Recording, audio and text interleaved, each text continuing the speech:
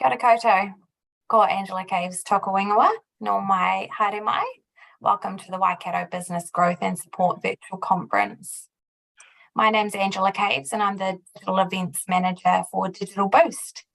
Thank you for taking the time out of your day to join us this afternoon. I'd like to welcome our audience who are joining us now in the webinar and to our audience who might be joining via a live stream on Facebook, LinkedIn or YouTube.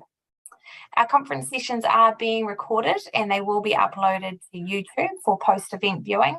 All registered attendees will get a link after the session.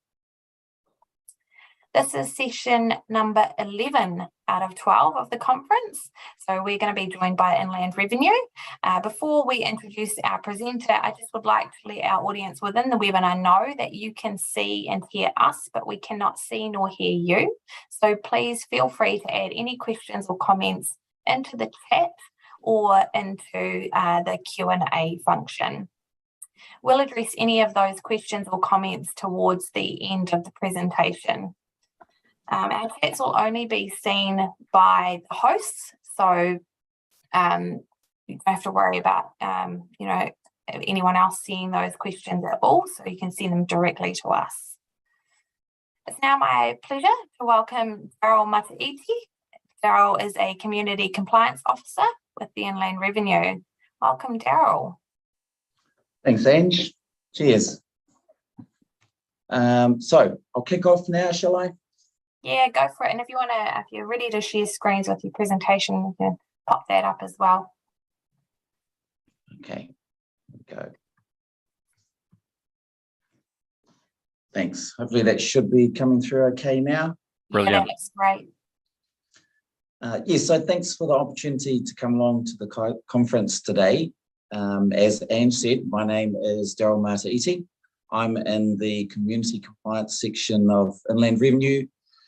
We have around 300 plus staff across the country in Inland Revenue in our community compliance role. We're in 17 different sites and locations. A little bit about the sort of work that we do as community compliance officers. We are the face of IRD, I guess I would say. So we are the staff that are looking after the reception counter areas in all our different sites. We're also the ones who are tasked to get out into the community. That might mean meeting with community groups or with business owners, associations, face-to-face.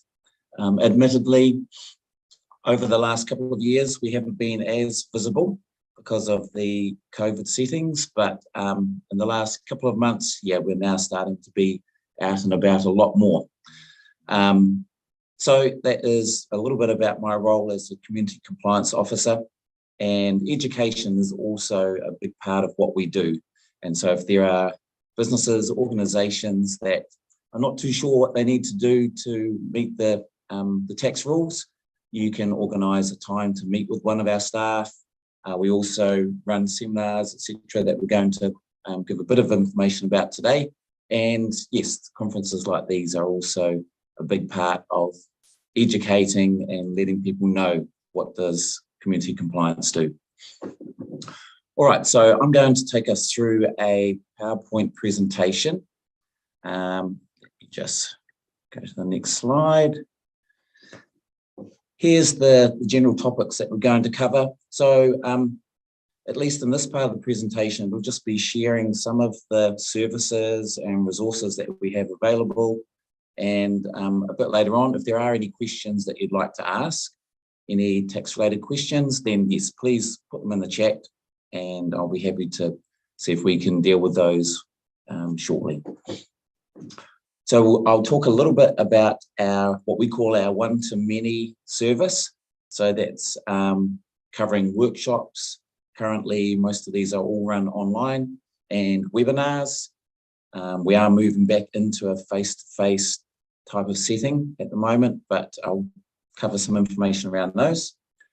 I had mentioned our one-to-one service as well, where you can meet with one of our staff around the country. That's our advisory service. So I'll give a bit of information around that. We are pushing towards or encouraging people to do things online. And for those watching, you may be aware of MyIR. You may have one of those accounts. So I'll give some information around how that works. And we'll also talk about some other resources. So our website, some of our calculators and tools that we have available there as well. In terms of workshops and webinars, so there's two main types of sessions that we offer. The workshop space is generally an hour and a half to 2 hours. These sessions have been run online for the last 18 months or so. And we've got 4 main topics that we cover. So these seminars look at income tax, what is income tax, what sort of expenses can I claim, what sort of return do I fill in, when is it due, when's the return due, when is the tax due. We have one that's specifically for GST, and I was part of running one of those earlier in the week. We had 75 people join that workshop. And so again, they go for about 2 hours. We talk about what is GST, how's it calculated, when does it apply, when doesn't it apply, and a bit around records that people should keep. We have the employer workshop as well. Not as many attend that workshop, but it is really good if you're new to employing, or you've had your accountant do your employer obligations and now you're looking to pick it up for yourself. So we go into details around how do I calculate the PAYE, how do I fill in the return, when is that due, some other information there that's relevant, KiwiSaver, etc. And we also have a residential rental seminar, so that covers landlords, property owners, and we quite often find that a lot of those people are doing their own income tax returns, and this workshop is really good for letting them know, okay, how does this all work? What records do I keep? What can I claim? How does depreciation work? All that sort of stuff. So at the moment, all the details for these workshops are on our website, and you can search there under seminars, and it will show you exactly when those are run, when they're on. I think on my next screen here we go. So if you do want to book in for one of those workshops, the best way to find it is to go to our website. At the top, there is a link called News and Events. If you click on that link, there's a drop-down list, as you can see on the screen, and then you want to select seminars. And once you follow that link, you'll get a page which lists all the upcoming dates and topics. You click on the one that suits you best, send through your details, and we will add you to the list of attendees for those. So yeah, we have found that popular, these workshops, and I guess one of the good benefits about it is that as we're working through the information, you can also ask questions. So if there's something that's not particularly clear, or you've got a question that's on that topic and relevant for you, then you have that opportunity to ask questions, and we will manage those and give you an answer right then and there. We also have our advisory service. So this is that service we offer where you can meet with us one-to-one. It's free, as I mentioned, and we will try and find a time that suits yourself and us. We have been running these in the office, but just recently we have been given the go-ahead to be out in the community a lot more.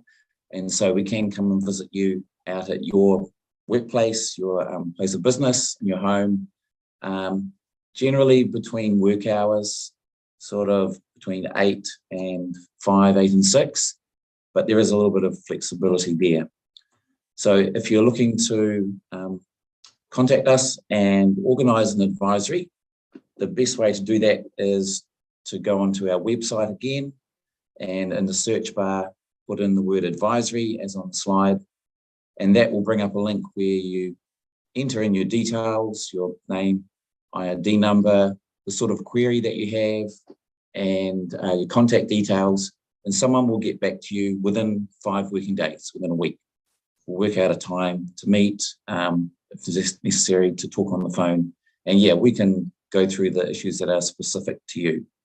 And sometimes people have more than one advisory, and that's okay as well. So a really helpful service. We have got the phone number there, but as most of us are aware, it's actually not easy to get through on the phone at the moment. So we suggest through the website or possibly through MyIR.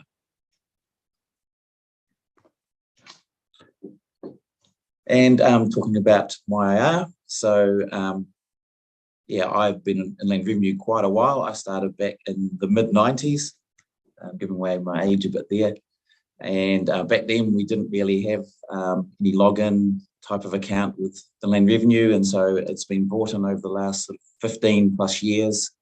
And it's getting better and better. I think we get good feedback from the community that the MyIR account is a really useful way to manage your affairs with Inland Revenue. Some of the more useful things you can do in there, so you can update your details if you've changed address or changed your email address, phone number, you can update those details there. Bank account, that's kind of been really important recently with cost of living payments. So we needed a bank account to be able to process those, and people could update their bank account straight into MyIR without having to contact us on the phone or come into an office.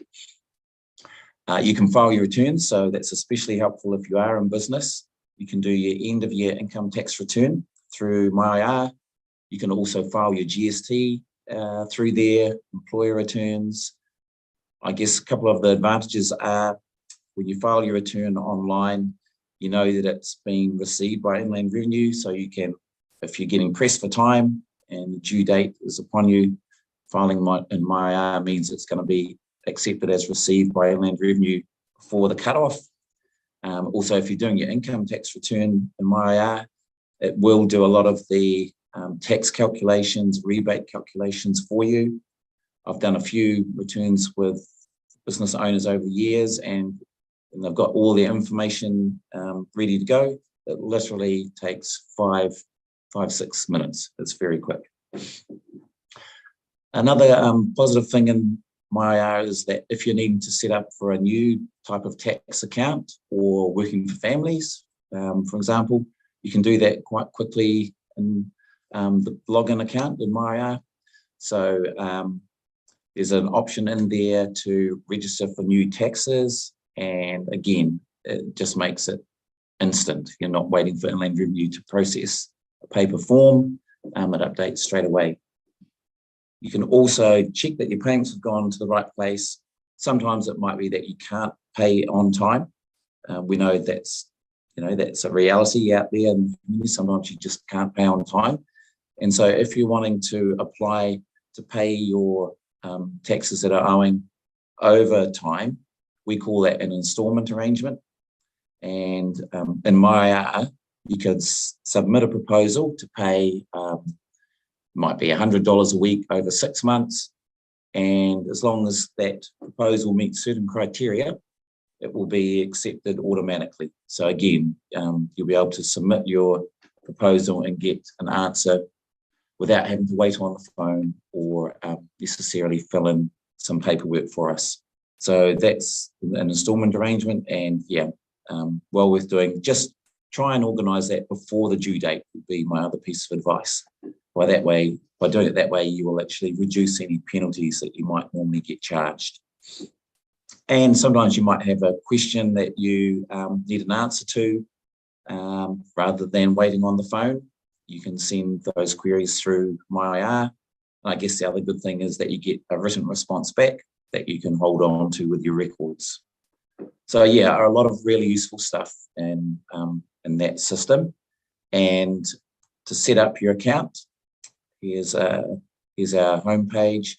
I think pretty much on every page on our website, you have this register link in the top right. So if you click on that, that takes you through to the initial page. You just need to choose whether you're setting it up as a personal sole trader MyIR account for a company, partnership, or trust. And it's pretty easy to set that up. You do need some details To register, you'll need your IRD number for you, for the business, or the organisation. You need an active email address, and for a sole trader or an individual account, you'll need your date of birth, etc. as well, so that we can confirm the person setting up the account is the correct individual. So yeah, well worth doing if you don't have a MyIR account. Just again, be aware, if you are setting that account up for a company, for your business, then you'll need to be linked to the company on the Inland Revenue system to be able to set up the MyIR account, and you must be on our records as a director. So if you have a company and you want to set up MyIR, you wouldn't be able to ask one of your staff to set it up, or any other person in the business. It has to be the director of the company to do that. But definitely well worth setting that up. And now, a bit of information around the resources that we have. You may have had a look around our website already, but there is a lot of useful information there. So in terms of tax information, it might be around, I guess, for companies and sole traders, individuals, what is the tax rate? How much do I pay? We have information also around provisional tax, which is something that most small businesses will be needing to manage at some time in the business life cycle. We've also got some quite useful guides for small business owners. I think the IR 320, IR 320 Smart Business Guide is a really good starting point. It has a lot of well-written information for those who are starting out in business. So all that initial stuff that you need to have a think about. If there's some more specific detailed info you need, then perhaps sending a web message or a phone call is the way to go. But yeah, the IR 320 guide is a really good starting point for small business owners. In terms of calculators and tools, we have an income tax calculator, annual income tax calculator. So I did a workshop yesterday, and we had some people asking about how do they budget for their tax as someone who's going into business.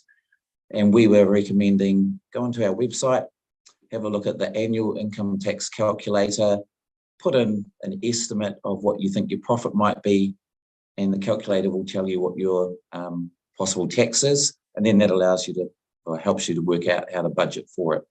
So the annual income tax calculator is quite useful, as well as we have a depreciation calculator there as well, and that's relevant if you have assets and equipment that you're buying worth more than $1,000.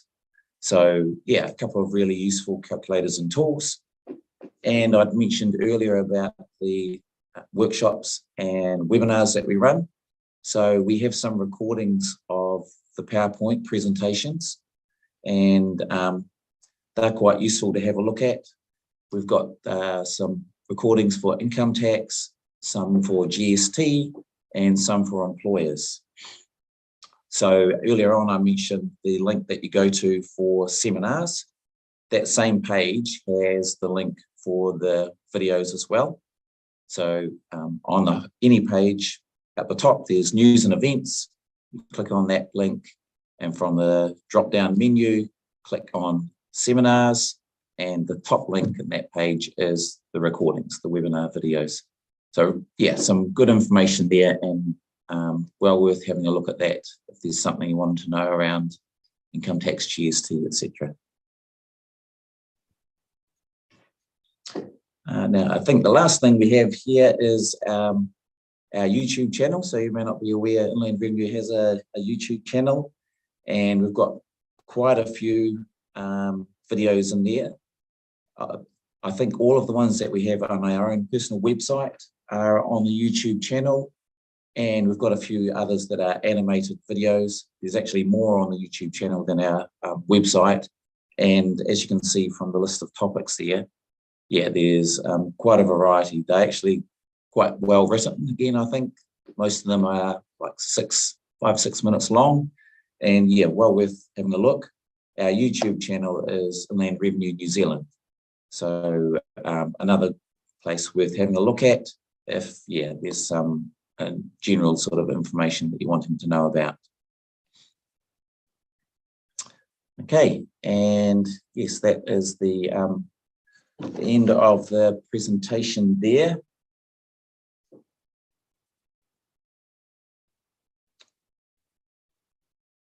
Sorry, Craig, I think you might be on. Yeah, yep. I was just on mute there. My apologies. Sorry, Daryl. Just as I was saying before, just a little bit of technical issues there with me. Hey, thanks for that information. There was just a couple of ideas that I picked up there. I like the idea of the IRD seminars. I think that's a really good way to see people face to face. Not that this isn't a good idea, but if you just want to have a talk to somebody, and the IRD YouTube channel, I never knew that was available. I'm going to go and have a look at that one straight after this. So it's had a few hits. Yeah, it's cool. Surprising. People are finding it. Yeah.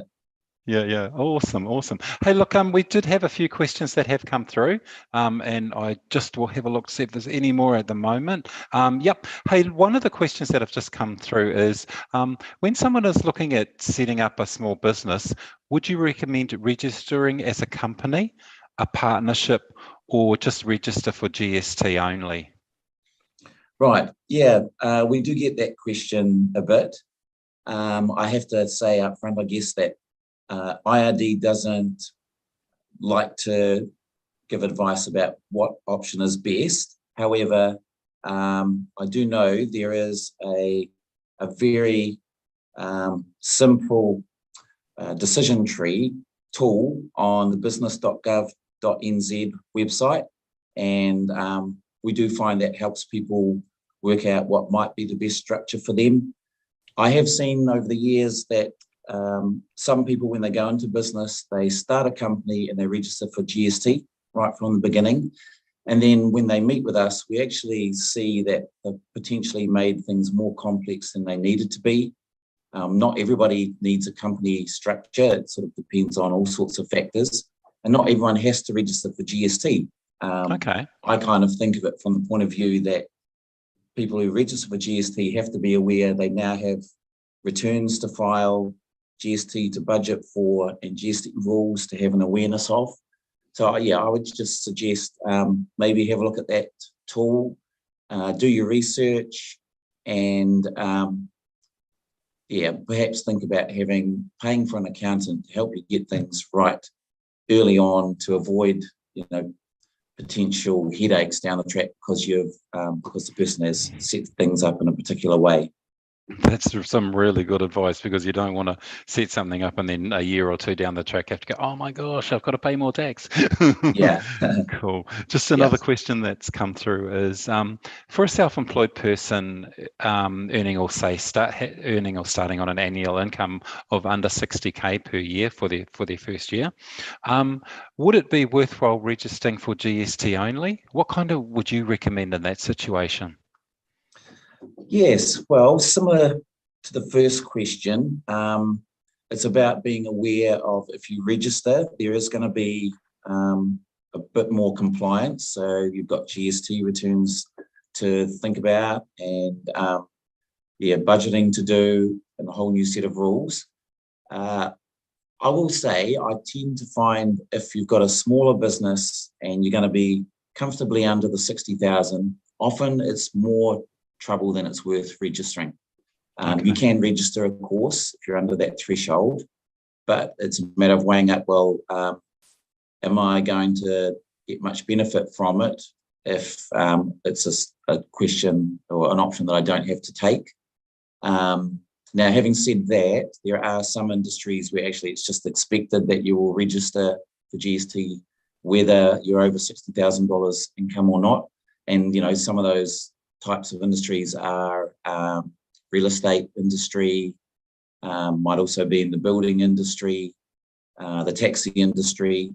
Okay. So, it does depend a little bit on the individual. Generally, it's going to mean a bit more work.